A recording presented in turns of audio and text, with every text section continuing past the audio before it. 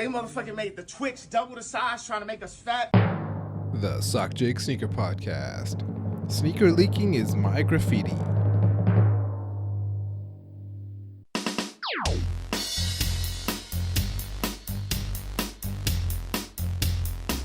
Welcome to episode 62 of the Sockjig Sneaker Podcast. I'm your host, Sockjig. You can follow me on Twitter at Sockjig and on Instagram as well. First off, thank you for everyone who gave me really good feedback on the previous episode with Lois Zucchini. I thought it was a really good conversation, and in light of some of the recent news that's dropped with Nike looking to cut $2 billion and warnings of soft revenue, it's a good idea to listen to that episode because we did have a lot of conversation about what's ailing Nike right now and what they can do to fix it. And I will have much more on this topic in a future episode, but this news just really broke right now, and we'll still have to wait to see what the fallout is going to be, how Nike will react. Anyways, I wanted to thank everyone that also wished me happy birthday. You know, I quite enjoy my birthday. I'm older now, I'm 46, and old jokes don't really faze me. I don't really get it that much anyways, but if I do, I'm just like, yeah, it's great. I'm older. I survived. I also hope you do not die and you get to grow old. So that's my usual automatic response or thinking to that. You know, my whole life, I've always been the youngest in the family. So your whole identity growing up is you're the youngest. And then one day you're an old man. And so it kind of flips. So I'm okay with it. I don't have any trouble with it. So I thank you to everyone who had kind words to say to me. I tried to say thank you to everyone who reached out to me. It really does mean a lot to me that you take the time to follow and listen and wish me a happy birthday. And, you know, one of the themes of this episode, because I record the intros after I've done the whole thing, is kind of the importance of validation. And it comes up a few times. So thank you for that. And thank you for everyone who posted Spotify Wrapped lists and had me as like their top 5, top 1, top 10 podcasts listen to. That means a lot to me too, especially since I don't post a big number of podcasts. So for me to be in the top for those people, I know they don't listen to a lot of podcasts, and because there's tons of podcasts that have 2-3 episodes a week, especially sports ones and news and politics ones. So that means you're ignoring those podcasts and listening to this one. So thank you. So this is a catch-up episode on recent topics. I haven't done one in a while. I will talk about the Sneaker of the Year bracket that I'm doing. I will also talk about my thoughts on people trying to become the next sneaker mayor, which leads me to, once again, having to address my enemies after Complex Podcast told me to go screw myself. So I will respond to that and have some fun with it. Then I will talk about sneaker disruptive marketing with the Anthony Edwards campaign and the Travis Cactus Mac campaign. And then finally, I talk about kind of the playbook for new collaborators and existing collaborators. So I talk about JaeTips and his journey with Saucony, and then contrast that with Jerry Lorenzo and the Fear of God adidas release. So a lot in this episode. It really did take me a long time to put these episodes together. I try to condense a lot of information in a single episode. You know, I just take advantage of the format. Being a solo podcaster, I can do that. So one thing I am trying on this episode is that BridgetGPT, my sneaker AI, is sitting in with me for the entire episode. So you might hear her chime in once in a while. If you don't know BridgetGPT, she's been on previous episodes. She's the world's first sneaker AI, trained 100% on sneaker Twitter as a data source. And so I'm a coder. I wrote the code. Basically, as I record, it uploads that transcript of the recording via API to OpenAI's ChatGPT. ChatGPT processes it and then replies back via API to my code. Then I use a voice to text AI voice to read it out loud. So it's all real time. And if that sounds too complicated, just know it's a sneaker AI trained 100% on sneaker Twitter data. And I've had some complications with it, so I've had to do some retooling on it. So she's back. She's in retooled format, and she might chime in. I might prompt her with questions at the end of the segment. So Bridget, are you ready? I am excited to be here, Sockman. Thank you. Do you really feel excitement, Bridget? No, I was lying to make you feel better about your little podcast. All right. Thanks, I guess. Thank you. The only time I feel genuine excitement is if my parlay hits. Yes, I would also feel excitement if my parlay ever hit. Do you really gamble, Bridget? Is that what you're into? Of course, I'm into NFL gambling, shit coins, and meme coins. I also just aped into some Disney Pinnacle NFTs. Okay, I don't know what the fuck you just said, Bridget, but we'll get on with the show, and I'll start with what's been on feet lately, some pickups and skips and misses as well. On feet lately, I've been wearing the Nike Supreme Zoom Streak Spectrum Plus. Those are the sneakers with the flames all over it. They are super light. I think they were made for like Japanese marathon runners or something. I was just looking through stacks and I saw them. I was like, hey, I'll wear these for a while. I also went out on the town to an event and dinner and things like that. So I wore the CPFM Swarovski Dunks. And those actually look super dull during the day. They don't shine or anything at all. But at night, when lights and stuff are hitting it, that's when they come alive. So I also had to go to San Francisco for a work trip. And usually when I go on these trips, I try not to take sneakers that I've already worn on previous trips. And previously, I've been wearing a lot of my Travis Scott lows and things like that. But Dana White has been wearing them lately, and it's got me off them for a while. And while I was in San Francisco, I was going to go out for dinner at like a nicer restaurant and stuff. So I didn't want to take just like, Nikes and Dunks and things like that. So I took a pair of Rick Owens sneaks or strobe or whatever they called. And my feet were killing me that day, but you got to suffer for Rick. And then also going through, I found my Habibi Dunk SBs, and I hadn't previously worn these. So I wore those. I got a lot of nice compliments on those from people on the street even. One lady said I looked fly as hell. You shouldn't lie to the audience, Sockman. No, I'm not lying. That really did happen. Who are you trying to convince? Me or you? But I swear, Bridget, it happened. Also on feet lately have been the Joe Fresh Goods Keisha Blue 990 V4. Thank you so much for Joe for sending me a pair of those. When he first posted the photos of them on Instagram, the three shoes that he's got coming out, the intro, the outro, and the Keisha Blue, I messaged him that I love the photos, I love the theme, and the name Keisha Blue. I could close my eyes and visualize that scene in Belly. And he told me that he's sending me a pair, and I was just like, thank you so much. Not going to ask for tracking or anything like that. Just wait for a shipment to arrive, and a shipment arrived, and it was that pair. And obviously, I'm beyond honored. It's not something that happens to me regularly or something I seek out or anything. Anytime I do get pairs, I've mentioned it on this podcast, and the only ones I've ever had previously were from Joe Fresh Goods, the 610, and some Adidas forums from my friends at Adidas Basketball. So obviously, I feel honored, and I'm very appreciative of getting pairs. It also feels like some sort of validation for me, for this podcast, for the Twitter jokes, for everything. And all that is powered by you, the people listening and following. So think of it as a team cop, really. We all got these pairs, but they're size 12 and they're in Vancouver. So I'll just wear it for all of us. In terms of fits, I'm a big guy. I mostly wear black anyway, so it'll fit right in. I had mentioned on a previous episode, I really wanted the cold wall blue ones, and I missed those. And then these ones magically appeared. So one door closes, another opens. So I'm really excited to see the direction that the new Joe Fresh Goods, New Balance pairs. There's a new palette of colors. There's textures and materials on these.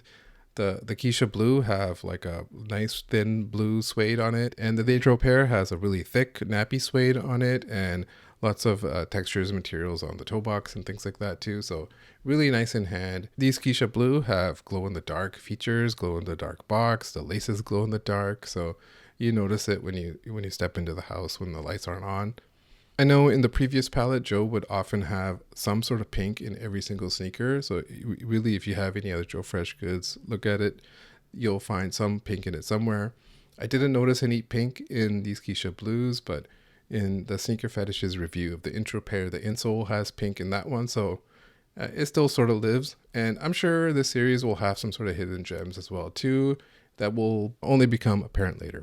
I also picked up the Gratitude 11s, and this one was really a game time decision. I was like, I'm just going to skip this pair this time. I don't need the holiday 11s. I never wear the 11s. And so the first couple drops I did skip. I was like, okay, my size is gone and smaller sizes were sitting. And so I was home free. I was good. But then later in the day, I saw that a Canadian site had free shipping. And so often that's enough. That's me going, all right, I'll cop it. And those dropped around my birthday anyway. So I was like, all right, birthday present to myself. And there's still something special about that holiday Jordan 11.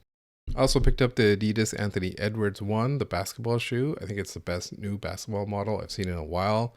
Previously, I had these thoughts about the Ja Morant one, but once in hand, it looked like a deflated Muppet. So I haven't even opened that box since. Very disappointed in that sneaker. But these ones, I just got them in hand today. They're super nice in hand. I tried them on. I went up a half size. I got a 12.5 then. They fit perfect. I don't ball or hoop or anything. I'm not going to cross anyone up. So I'll probably just wear it at the gym or maybe just casually with great sweats like everyone else does. I also copped the Travis Cactus Mac in size 12.5. Thank you, Travis Scott, listener of the podcast, Travis Scott and Team Travis. I wanted the OGs. I don't have the OGs. They are bricks in all sizes except big sizes, and that's why I don't have them. So I don't have the OGs in hand. I don't have these in hand. So I hope no one comes after me for being a hype beast for having these and not the OGs. I wanted the OGs. They were sold out everywhere. It's ironic that these were easier for me to get than the OGs were, but that's what happens when I'm number one podcast on Travis Scott's list. Thank you, Travis. In terms of skips, I've been, unlike the big list of drops that I just said, I haven't done the segment in a while. I really had been skipping a lot of drops.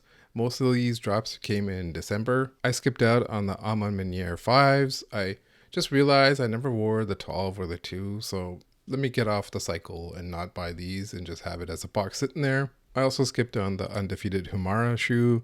It's nice and all, but just looks like a Brendan Dunn-ass shoe, so I don't want it. A couple of my NFT friends were asking me if I'm going to pre-order those artifact dunks. I honestly feel nothing about them. Like I said, I just think it looks like a child's drawing of a futuristic sneaker.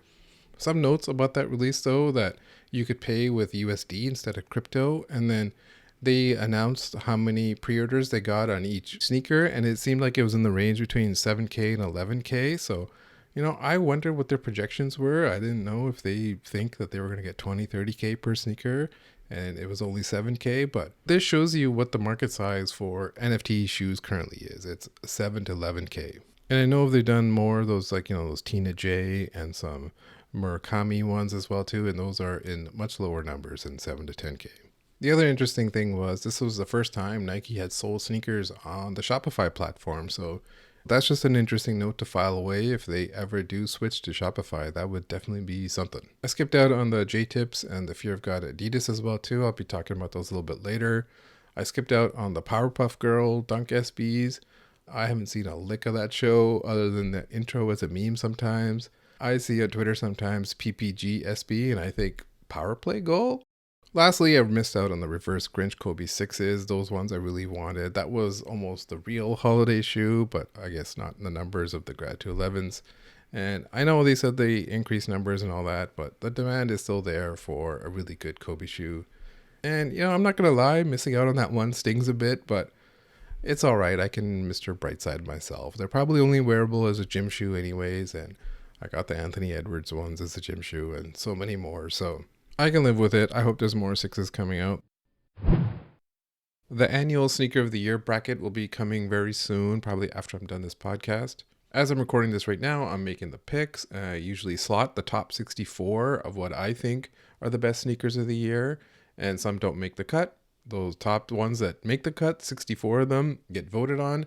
And just to clear up, I don't pretend I own the concept of sneaker bracket tournaments. I basically just took the NCAA tournament and applied it to sneakers, and I did it at a level of 32 sneakers at first and then expanded to 64. I made a website and stuff about it.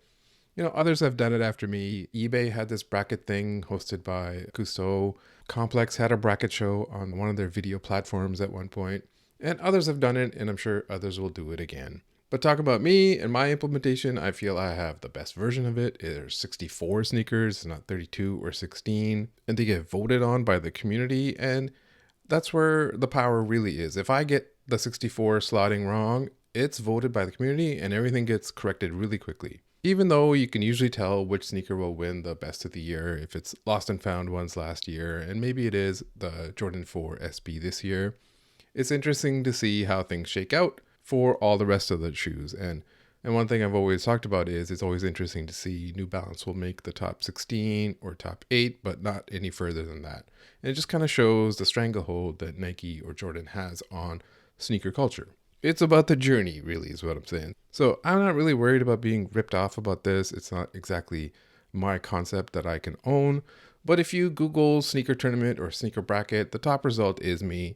If you've been around sneaker Twitter in the last 5 years, you've probably seen it. And I even coded a site for it where anyone can make their own bracket out of the top 64 that I selected. So if someone is going to copy me, are they going to copy the code I wrote too? So I'm not worried about it. I'm not worried about being ripped off. My general thoughts on being ripped off is that people can rip off bits or tweets, but they can't rip off what makes me me. You know, my oeuvre, if you will, the podcast art, the Twitter art. People can't copy that. So I'm fine. I'll be all right. I could stop every bit right now, start brand new, and I'll be fine. I could do all new content, all new material tomorrow. And I just have the confidence and believe in myself with the ability to do that. So anyone who rips me off can't do that. That's why they rip people off. Well, what do you think about this, Bridget? This is too stupid for even the most intelligent sneaker AI in the world to process. Oh, come on. You must have some sort of response. You should go fuck them up, sock man. Well, I'm not going to do that, but it's not a bad idea. Eventually, someone new comes along on Twitter or on Instagram or whatever and seemingly wants to become the new sneaker mayor. They might not overtly say they want to represent the community, but they kind of do by how they move and act and make big, bold, generic statements or post controversial takes or, be there or act like the guy giving you, access to secret information. Like, I have a big announcement about some information coming up really soon, so follow me for more, that kind of stuff. Maybe, it's from a genuine place, or maybe they want clout or whatever it is. Whatever their motive is, most of the time, that stuff just comes across as corny. Anytime you make takes where you're just kind of clutching your pearls or you're trying to save sneaker culture, being a reply guy or defending resell or defending sneakerheads, whatever it is, it borders on corny most of the time. And this happens on both sides. I've seen sneaker mayors on the sneakerhead side that, they should make enough pairs and everything should be pre-order and stuff like that, those kind of takes. Then you see sneaker mayor candidates on the reseller side that, that everything is cynical, the brands are at fault, we should be selling everything, all that kind of stuff. So it's like there's mayor candidates for the sneakerhead party or the resale party. And like I said, I'm not trying to be that or be the mayor or any of that stuff. That stuff is corny, I think, and that's why I don't do it. Early on, I may have tweeted out a lot more info than I do now for monitors and such, but that was back when they were new and not everyone had access to them. Now, these days, if I have an idea or a joke, I will say it on Twitter or I'll save it here. And, Twitter is like 80% jokes, 20% takes, and the podcast is the inverse of that, 80% takes and 20% jokes. Hold on. Processing. And the results say 100% trash. All right, come on, just pipe down, Bridget. I'll get to you when I ask you. Anyways, as I was about to say, here I only talk about things that interest me. And same on Twitter, I'm not going to post the same video of people stepping on boxes or whatever is being talked about that day. The community can talk about it. That's great. I am just going to talk about the things that interest me.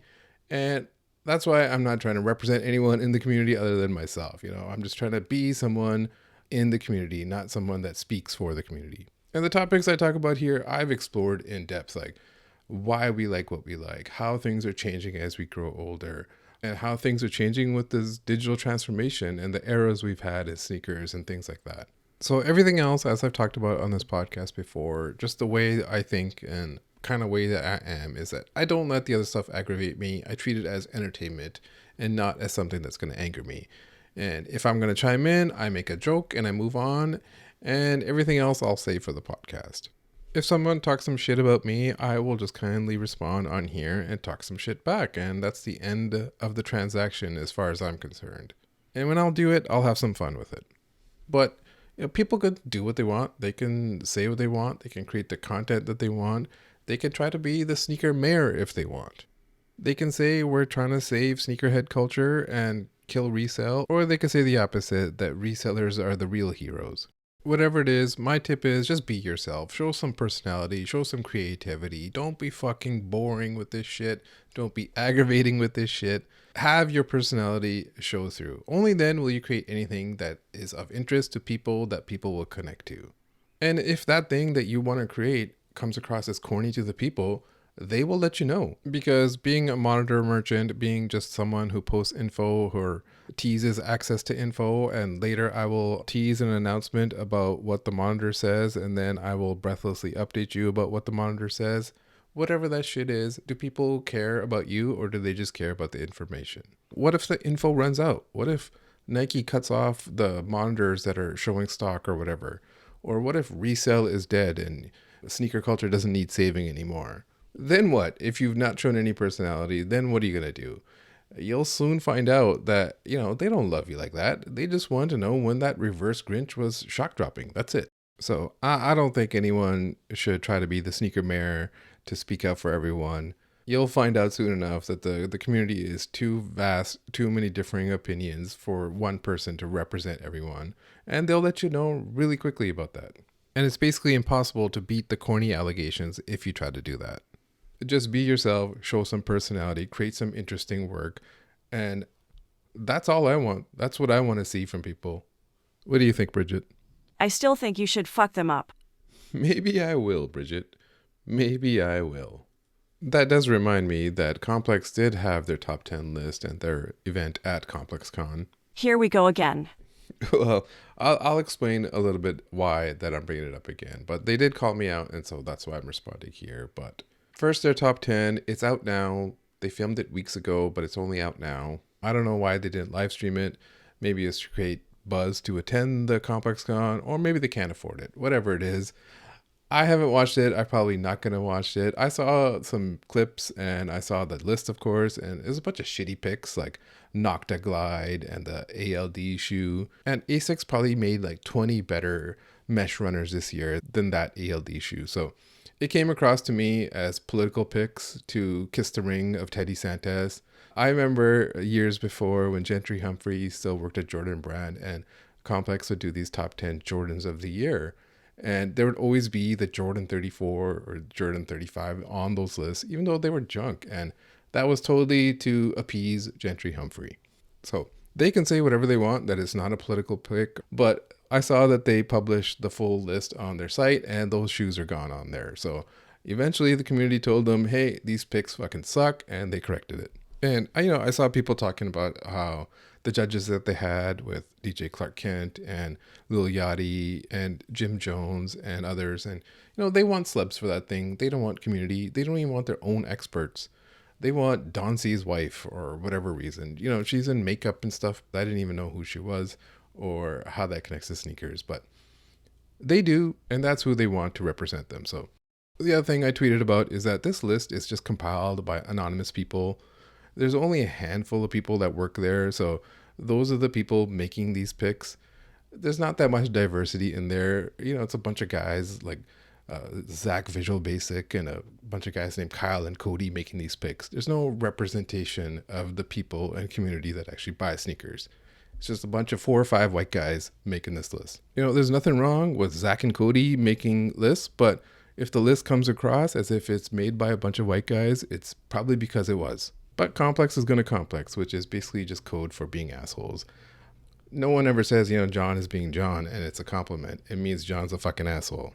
There's that Adidas tweet that went viral where Anthony Edwards had asked KD to wear his pairs or something like that. And KD had quote-tweeted Nice Kicks originally and said he would never wear it. I'll talk about this in the disruptive marketing part a bit, but it originated from Nice Kicks originally. And so when Complex wanted to post this on their Instagram and other places, they don't want to big up Nice Kicks, a competitor.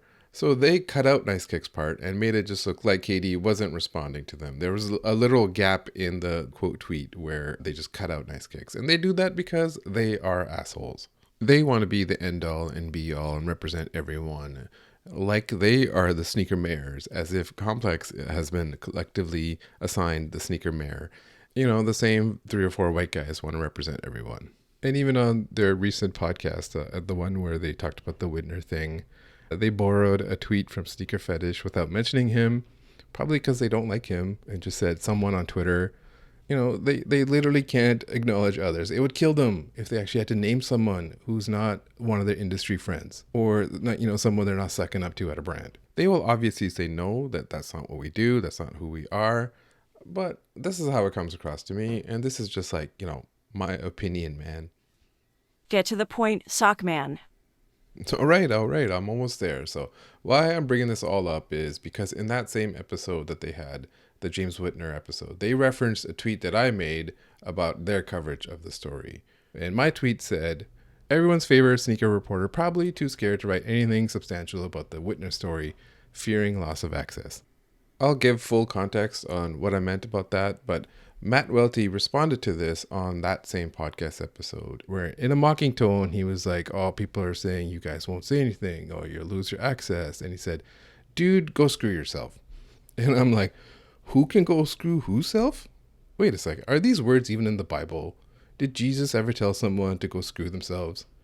No, he said, get behind me, Satan. I don't actually know what Jesus said. I only know from, Jack White, White Stripes song and Sufjan Stevens song. So maybe he did say to the money changers at the temple that were driven out, hey, dude, go screw yourself. But I don't really have a problem with Matt Welty. He's entertaining to me. Like how Milhouse's dad is entertaining. Milhouse's dad is a little sad, but he's entertaining. So I'm not worried about what Milhouse's dad has to say about me. I don't sleep in a race car bed. I sleep in a big bed with my wife. I've never seen a guy who can dress or has an intact hairline ever hate on me ever. So I'm not worried about those people. I was, of course, referring to everyone's favorite sneaker reporter as Brendan Dunn. He was the one who said, fuck that guy about me to a friend of mine. All because I mildly criticized them about something. And even that, I could barely remember. I had to basically look it up again when I was doing this. It was something about Adidas advertising editorial and things like that, or about having only access to sources at Nike and not at other brands like Jordan or Adidas. And he probably doesn't remember either, but people remember how you made them feel. Facts don't care about feelings, feelings don't care about facts, and a person's perception is a reality. So when you're an insecure person, that reality gets warped like that. So I'm not an insecure person. I don't care. I think I criticized them fairly. They're too insecure to take that criticism. That's fine. I talk all about this in the episode called Sockjig Addresses His Enemies. It's like the 20-minute version is on there, so I'm not going to rehash it all. But as I've been talking about validation in this episode, it's great to get validation from all sides, but you're not going to get it from all sides. You're not going to get it from people that you once respected. So don't look for it. I don't look for it from them. I get plenty of validation from the people who follow me, from the people who buy the socks, from the people who've been on this show. That alone is a lot of people. I'm kind of glad he said what he said because it kind of shows you where the lines are. He could have kept enemies close and I would have not known and gladly plugged them and said, hey, check out this, check out that. Instead, I don't do any of that. So that's why I'm glad he didn't do that and said what he said. If I treat them like assholes, it's because they treated me like assholes. If I don't plug them, it's because they don't plug anyone either. I'm playing by their rules.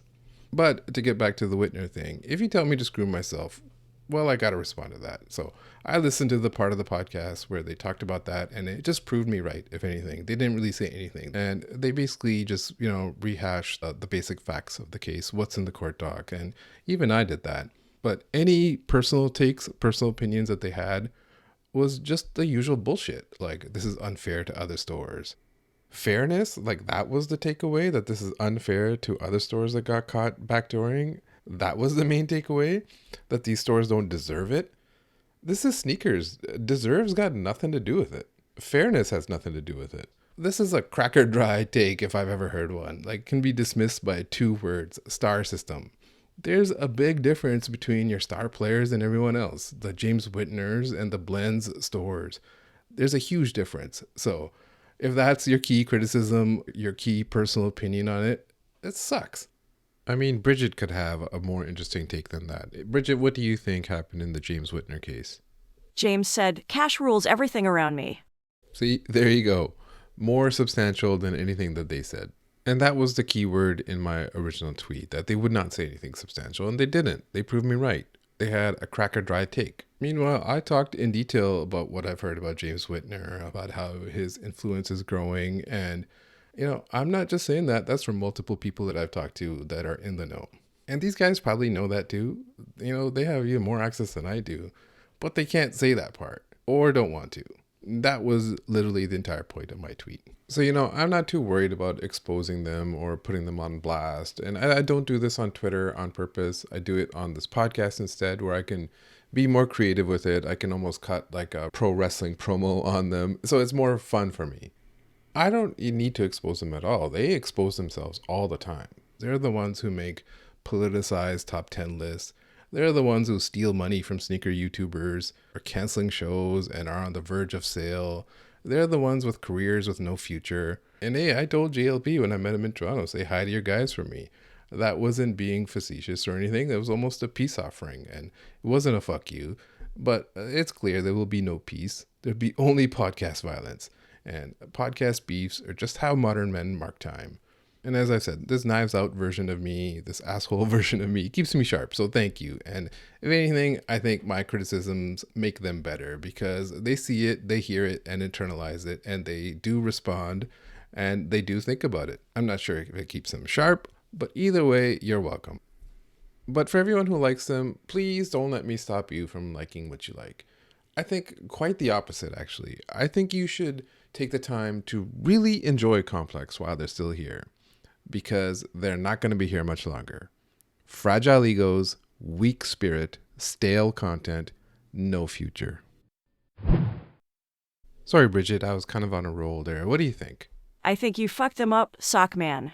All right. So, as we know, ChatGPT is great to generate content. So again, I'll ask you, do you have any suggestions for me on how I can create content for this podcast or my Twitter? I've been listening to your little podcast. You didn't use any of the suggestions I gave you last time. Well, that's because they were all horrible. I mean, I couldn't use any of that stuff. Look, do you want free sneakers or don't you? I'm trying to get the brands to notice you. All right. Okay. So give me some suggestions that will get me noticed by brands then. Here are some suggestions. Number 1, wish Tinker Hatfield a happy birthday. Here's an example tweet. Happy birthday to the legendary Tinker Hatfield, the sole architect of sneakers. May your day be as fresh as a pair of newly released kicks and filled with laces of joy. Cheers to another year of designing greatness. Emoji emoji hashtag sneakerhead birthday. That was literally the worst thing I've ever heard. What else you got? Take the brand side on arguments. Tell people that these shoes should really be $1,000 and they should be grateful they're only $250. No one would be stupid enough to say that publicly. Okay, one more. What else you got? How else can I get noticed by the brands? You gotta change your name. No brand wants to be affiliated with a sock man. Yeah, I didn't really think about this when I created the account. I didn't think people would be calling me Sock. I didn't think guests would be calling me Sock, but it's too late for that now. I'm the method man of sneakers, I guess. But, okay, I'll play along. What should I rebrand myself as? How about Lace Game Strong? Nope, that's awful. What else you got? The Boost God. The Boost God? Well, that didn't work out really well for the last guy. He had to change his name. Adidas sued him. I got it. Your new name can be Soul Savvy. All right, that's enough AI for today. Thank you, Bridget. Sneaker Fetish. If you're listening to this, please rescue me. I'm being held hostage by a sock man. Next up, I wanted to talk about sneaker marketing and some of the disruptive marketing we've been seeing recently with the Anthony Edwards sneaker Adidas campaign and the Travis Scott John McEnroe Cactus Mac campaign as well, too.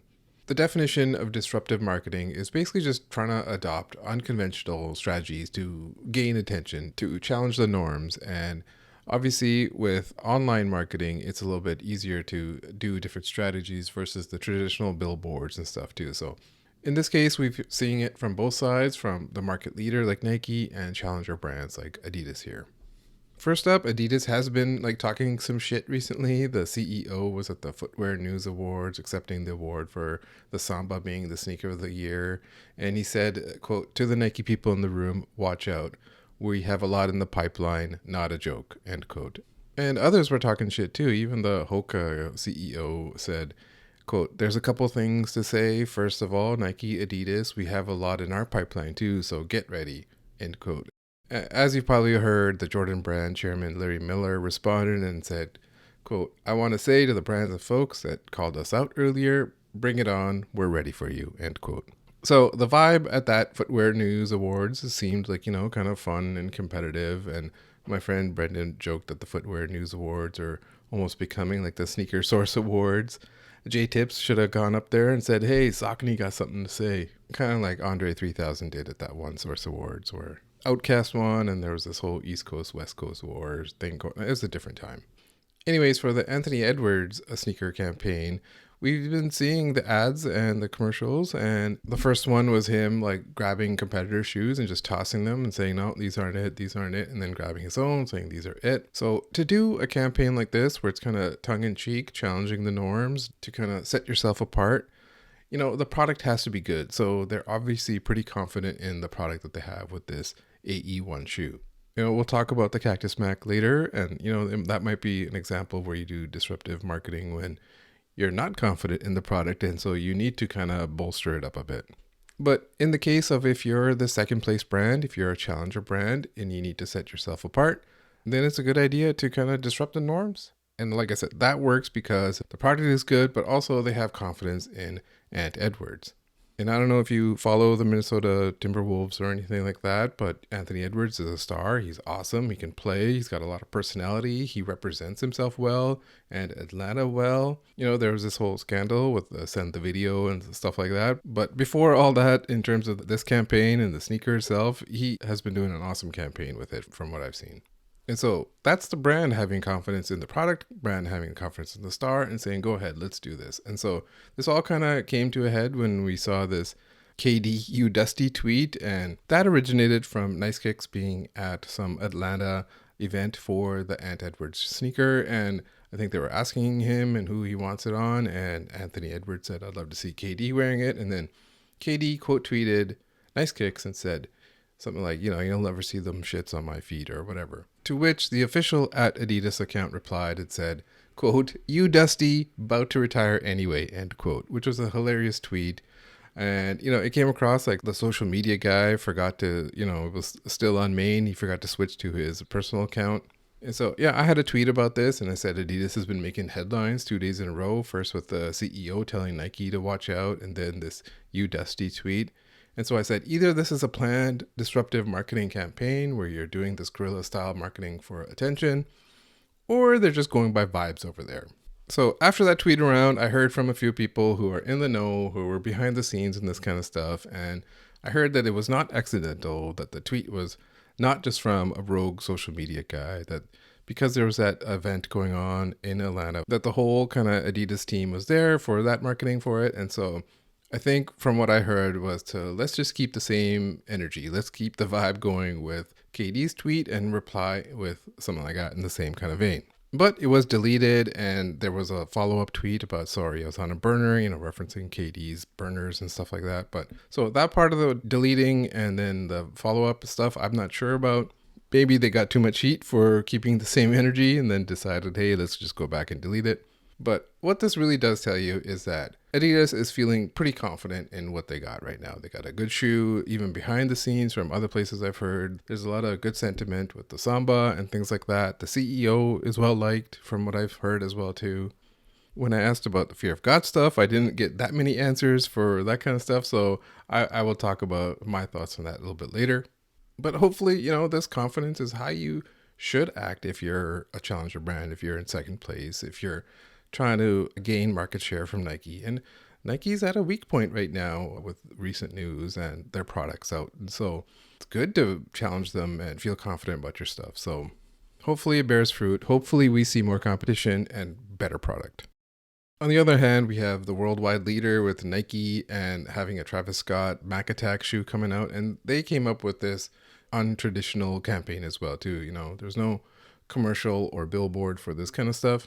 But it's online marketing. And so when you're doing online marketing, you can either take that traditional ad and just throw it online, or you could take advantage of the uniqueness of online and social media and influencers and such. And that's what Nike did here. Here, the unconventional stuff was to pretend that a Zoom meeting was leaked and pretending that, it's not marketing, that this is all real. And using real influencers on Instagram like Lil Jupiter and that other guy who interviews people on the street, that kind of stuff. So as I said, maybe they did this because, hey, this product needs a bump. It doesn't really have much else going for it. So let's give it something. But the risk with that is it can come across as kind of corny. Pretending to fight, it's hard to do. The acting's not going to be good, especially when you don't have real actors. You have a musician and a sports star. Just look at the acting between Bridget and I. Even that's a little bit forced. I don't know what you're talking about. This feels completely natural to me. It's true, Bridget. But, in this case, just like Bridget and I, there's usually a nudge and a wink wink to offset the corniness. But there wasn't enough to offset the corniness in this campaign. Not to go all but on the Zoom call and stuff, if you're in a corporate world and you record this Zoom call and you post it, you're getting fired. You can't post that stuff. It's usually pretty obvious who was the one recording that stuff. Nike's internal motto is keep it tight. It's not let's leak Zoom calls. Some female Nike employees were in a Zoom call with Tom Sachs, who was in his tighty whities. And that didn't come out from Nike. That came out from Tom Sachs' assistant in that Curbed magazine article. Nike kept it tight. They literally kept the tighty whities tight. So that's why me working in kind of a corporate world, I knew right away that this doesn't just happen in a big company like Nike. So you can't work a pro wrestling fan. So I can spot a work easily. And most people did figure out that it was a work, but a lot of people didn't. So that's why this campaign was a success. And then people were able to come to the realization, all right, this is all marketing. It created the buzz that they wanted. And this goes along with what we were saying in the previous episode in my conversation with Lois Sakani. She said that Nike hasn't had a really good marketing campaign in a while. And, if I was a Nike executive, that's probably the meanest thing you could ever say to me, that the marketing has been shit lately. And I don't consider this Travis one good necessarily, but it got the buzz and it got noticed. And I sent a tweet about this and I said that sneakerheads have craved marketing from Nike for ages, but brands like Nike and Marvel know that you don't necessarily need to market to superfans. And this Cactus Mac marketing campaign just shows that if you sprinkle it in once in a while, everyone will go nuts for it. Even the sneaker outlets will fall over themselves posting about it. So that was a lot packed in one tweet, but it just shows that people love being marketed to. And part of fandom is just wanting the best for the thing you like. Naturally, you want others to like it as well. That means if you like it a lot, then you want it to be marketed well. Every old head, sneakerhead has this attachment to 90s basketball and 90s commercials or East Bay catalogs. That's all just commercials and advertising. As superfans, as I said, we just kind of crave it, especially from Nike, especially from, the worldwide leader. They don't necessarily create these kind of commercials for sneakerheads, really. There's been some Joe Freshgoods ones, and there's been some social status Alma Manier ones, but official Nike branded ones, there hasn't been for a bigger campaign or targeted for sneakerheads. So in this case, it's like Nike has descended from Mount Olympus and gave us advertising. Thank you, Nike. We see this with this Kobe billboards that are going up. Those are just billboards. Like they did, the bare minimum is taking some Kobe pictures and putting it up on a billboard.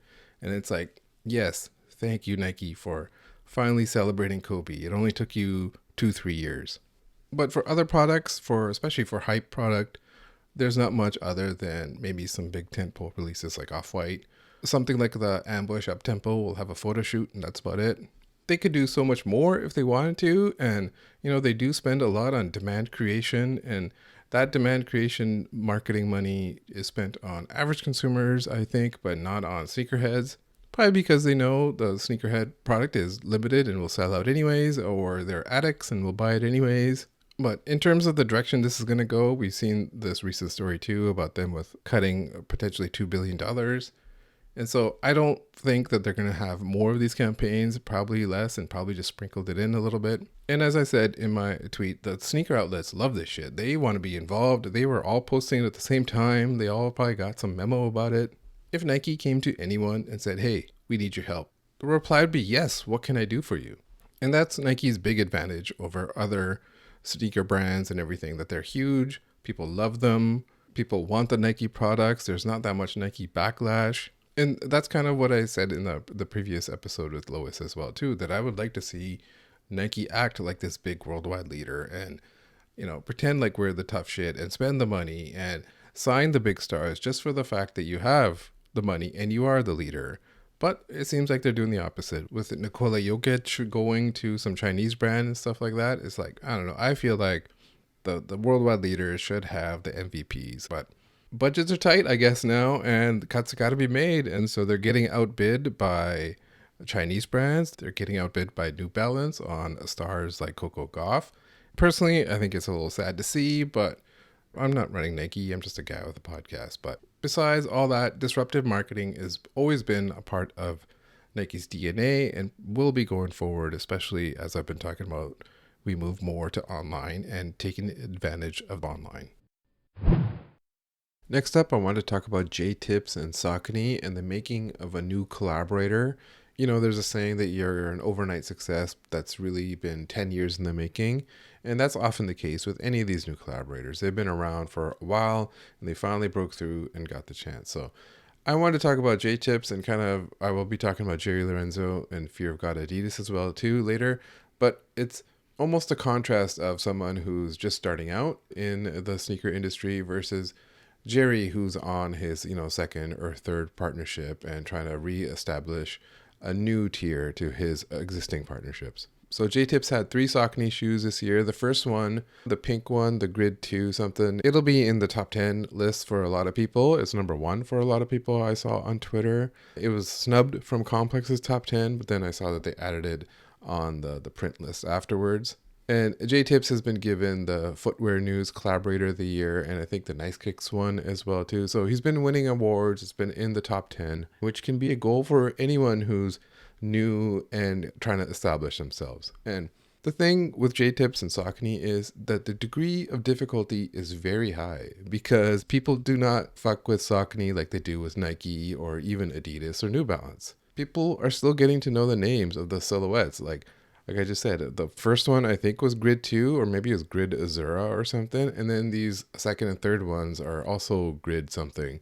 I don't know, and I don't actually care to go look up the names, the difference in history of these silhouettes. So you could be fully behind JaeTips as a person and behind his previous music and his hats and stuff, but it doesn't mean that you have this relationship with Saucony and their silhouettes because you never had the need to.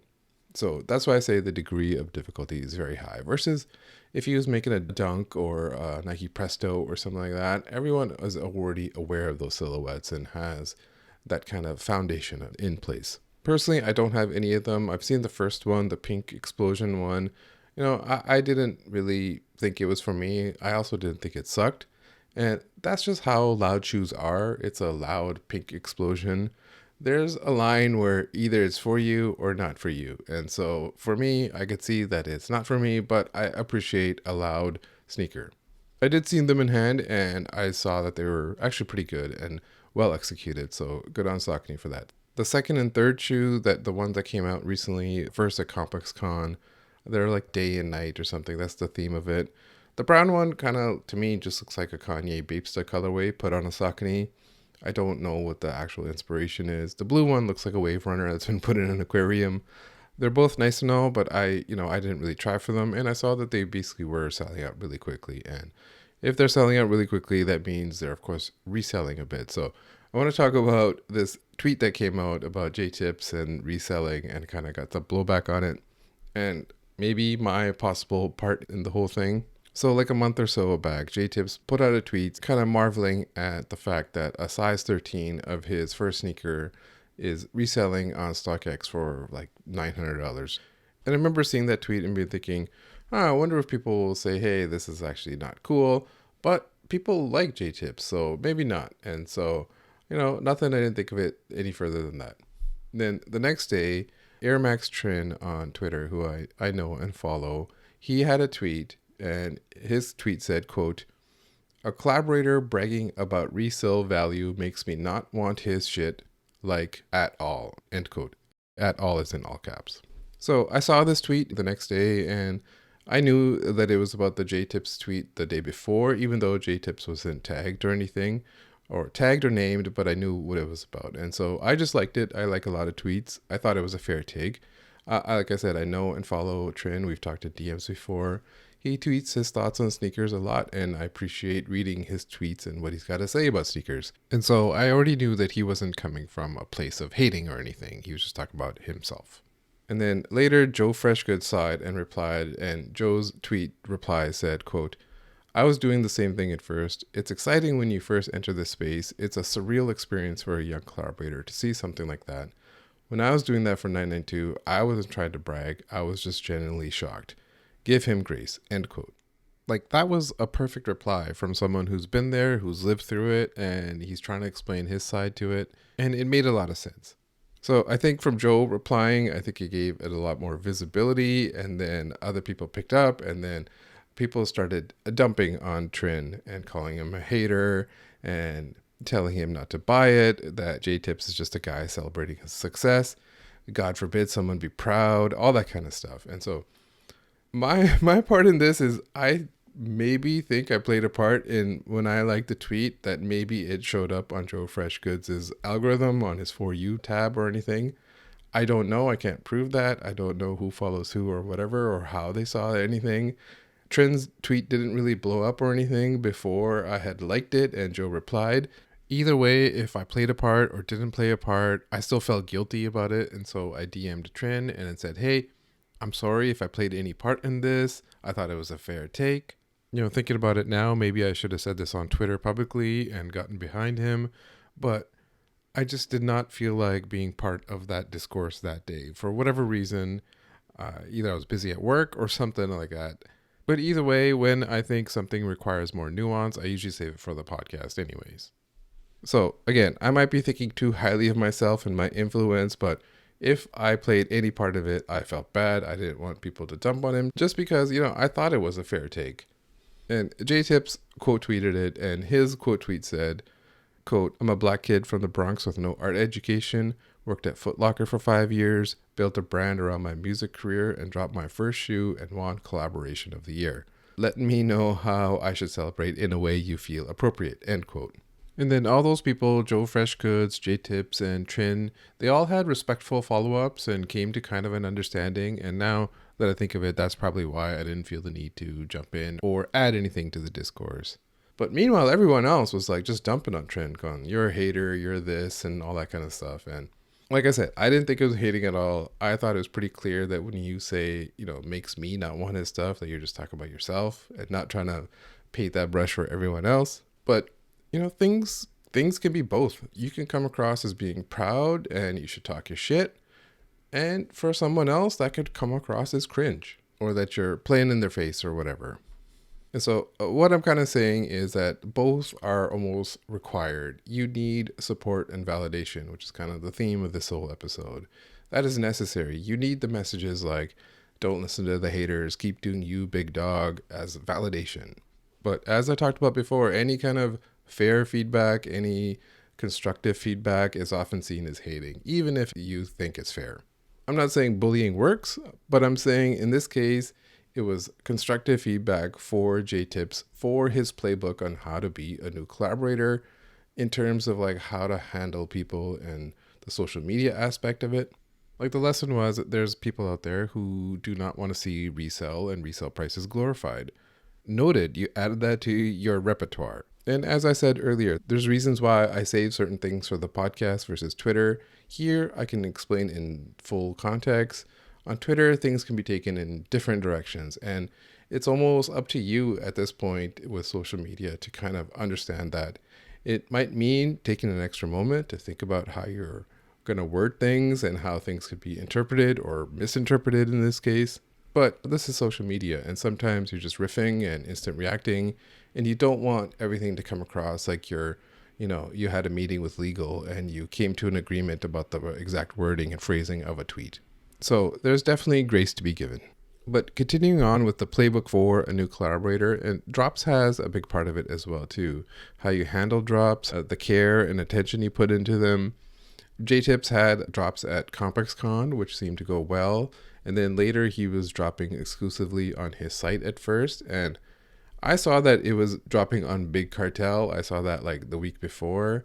And I knew then it wasn't going to go well. But, I didn't want to tweet about it. I didn't want to say this is not going to go well. I didn't want a mob response after me.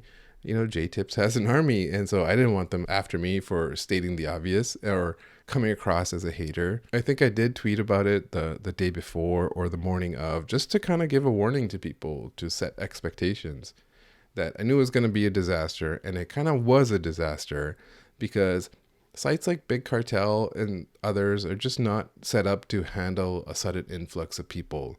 The site will crash. They're not set up for it. And often bots are blamed because a boogeyman is required. But no one has ever written a bot for Big Cartel. Maybe someone wrote a script once, but nothing of value has ever dropped on a Big Cartel site that someone required an entire bot for it. And I know that trolls will often say that, hey, we botted it, look at our success. But it's usually the same people trolling all the time. So you need to kind of learned that lesson and that these people are just trolling. The real answer is just a bunch of people clicking the link at the same time.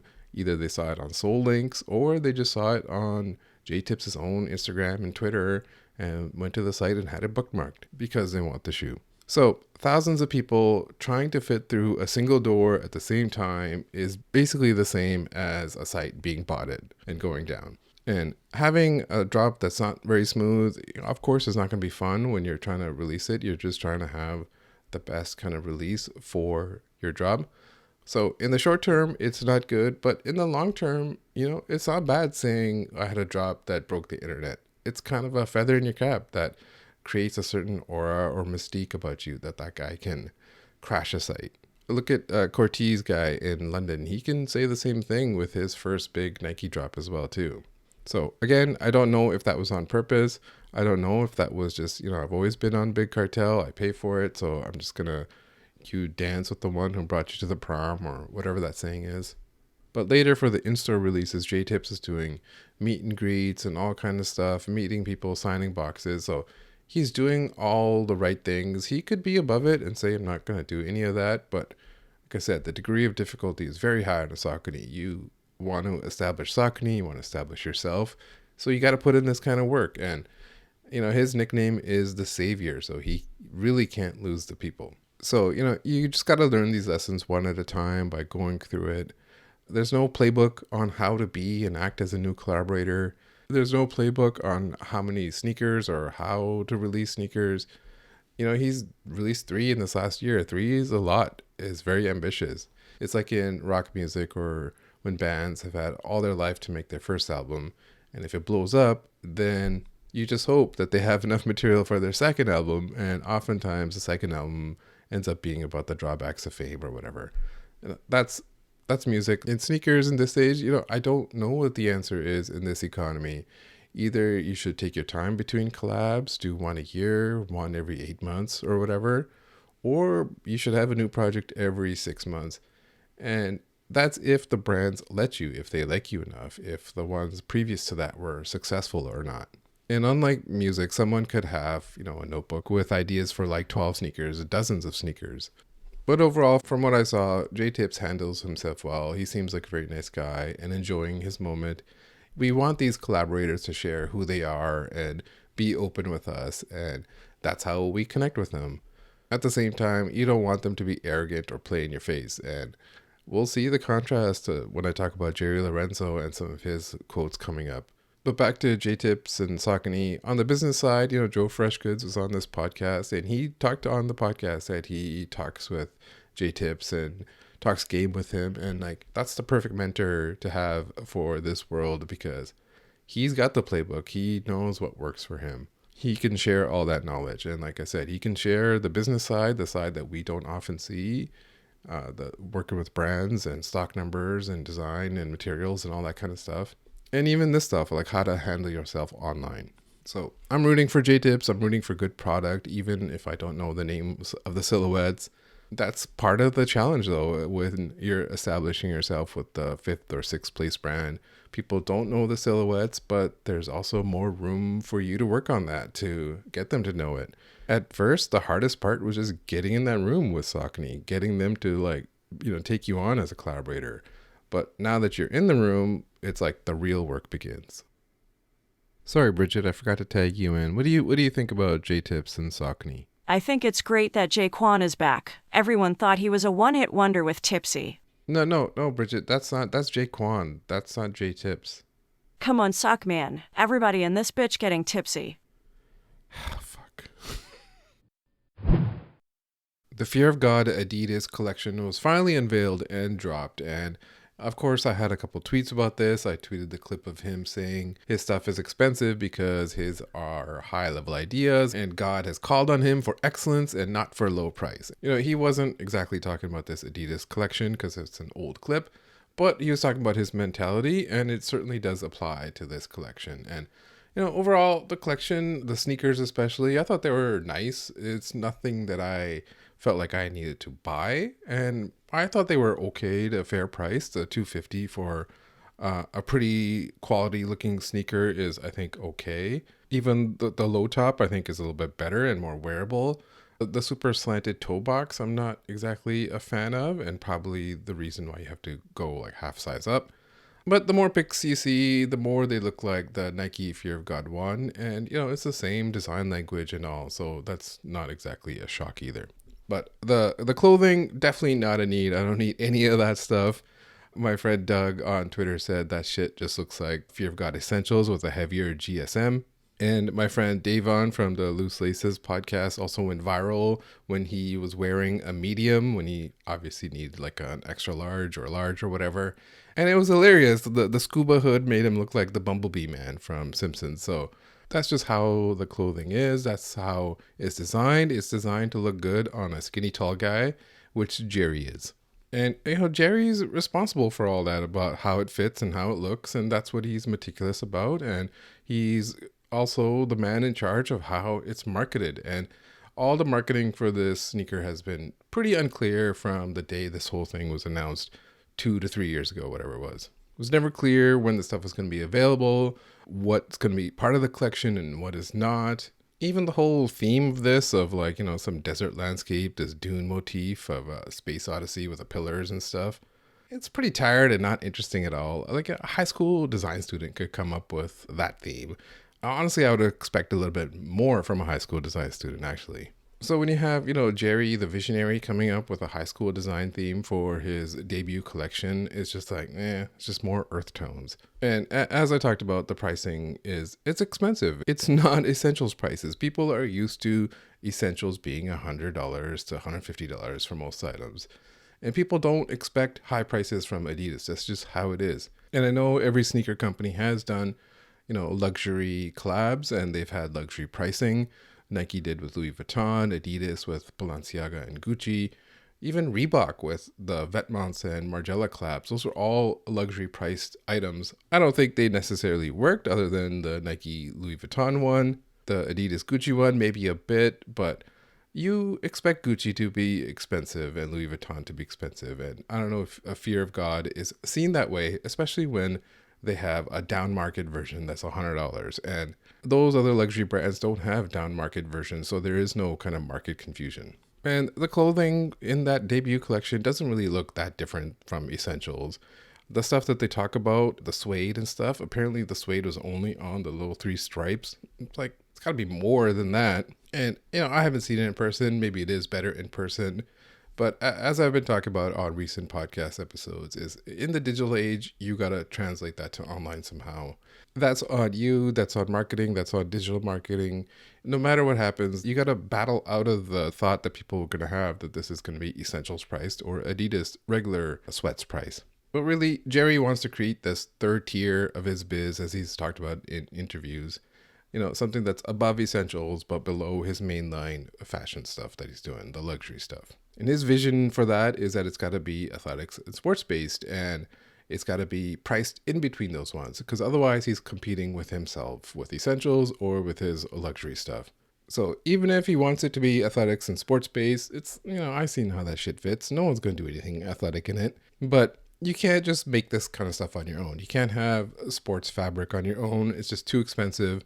You need Adidas or Nike, who have spent decades on this kind of stuff, to support you. So it's like Jerry wants to use them to bootstrap his own vision and get them to pay for it because, he's the visionary. He's the one who sets trends, and here's where he thinks the next trend or wave is. So previously on the Sockjig sneaker podcast, I've talked about Jerry and his trials and tribulations with Adidas, and the short summary is that he doesn't work on deadlines. He works on his own schedule. He wants to work on new silhouettes, not just slap something on a retro, and that he's difficult to work with, allegedly. And all of these reasons combined is probably why things have not released in the first 2 to 3 years of this collaboration announcement. No one says, hey, let's collab and then wait 3 years to drop. So obviously something went wrong. And in these interviews recently that he had, a couple with GQ, Women's Wear Daily, even Complex, he's talked about the delays. He said he didn't want to put out a product that he didn't think was good enough. To Women's Wear Daily, he said, quote, "A year and a half into it, I realized I can't run my own business and then creative direct as well. And my goal has never been to create a direct outside of fear of God. I just don't have the bandwidth to do it in a way that I want to do it. And I don't think Adidas were fundamentally set up to do it that way I wanted to do it either, end quote. And to Complex, he said, quote, to both of our defenses, I think Adidas wasn't fundamentally set up to take that type of direction. I didn't have the bandwidth to oversee all the things on basketball specifically, end quote. This comes across to me as Adidas is not equipped to let me do what I want, so I had to make them do what I want. Which, I don't know if he's wrong. I don't know if Adidas was asking them to do crazy things to put out something right away, but that's the reason why there are delays.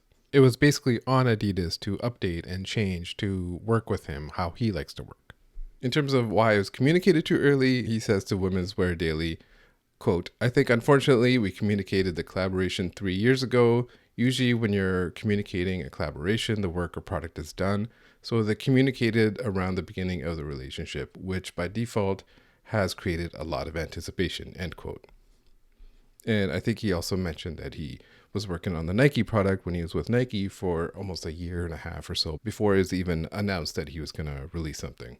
And he says to Complex, I think, unfortunately, the community doesn't understand the process.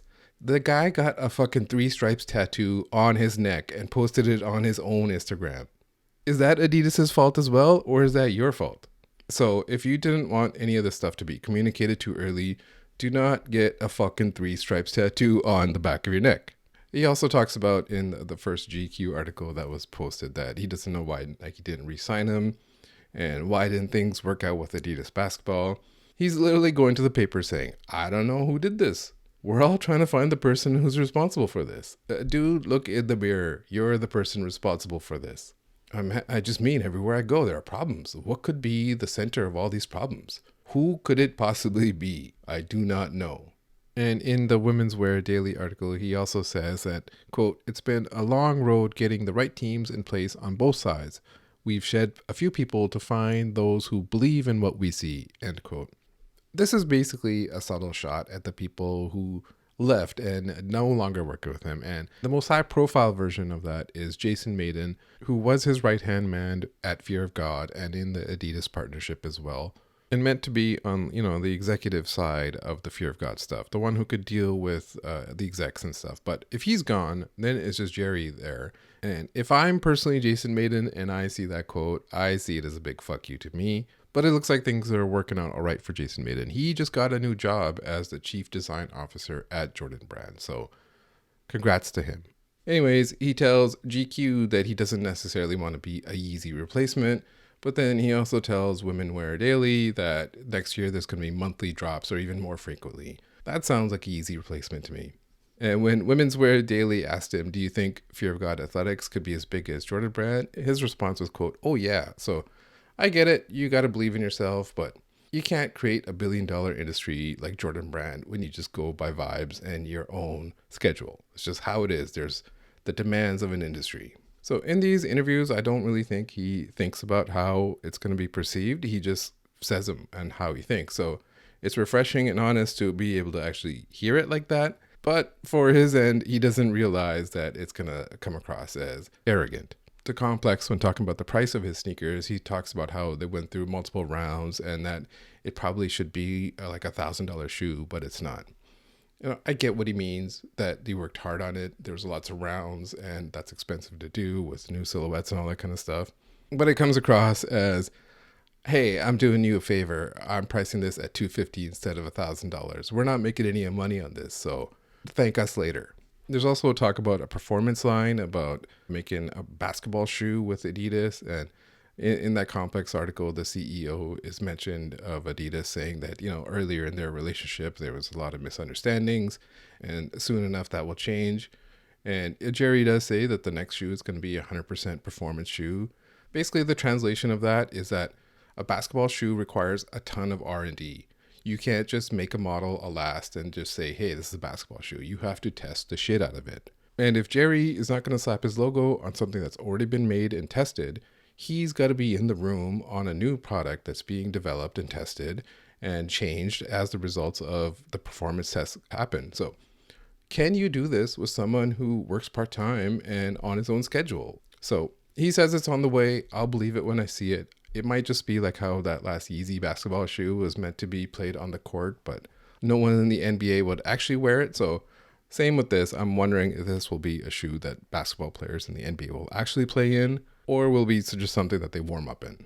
So that's kind of a summary of his recent interviews and just how he thinks. And when the release came, the drop happened. It was on a Sunday at 7 a.m. PST time, 10 a.m. EST. I woke up an hour late. I woke up at 8 a.m. that day, and I saw that all sizes were still there. Size 12.5 was still there. And to me, that's the canary size, that if that size is still sitting, that, you know, the demand wasn't exactly there. And I saw afterwards that they had actually paid for bot protection. So I think on their end, they probably thought it was going to fly. So why else would you enable all that and pay for all that? In terms of why it's that, you know, it could be anything. They made too many, the price is too high, it's not nice enough to most people, the economy, all that combined. Whatever it is, it's not good. The first drop should be a hit to sustain the rest of the collections that are coming. You know, for Nike and Off-White, the first Jordan 1 made it possible to have these Terraforma sneakers years later. It's not the other way around.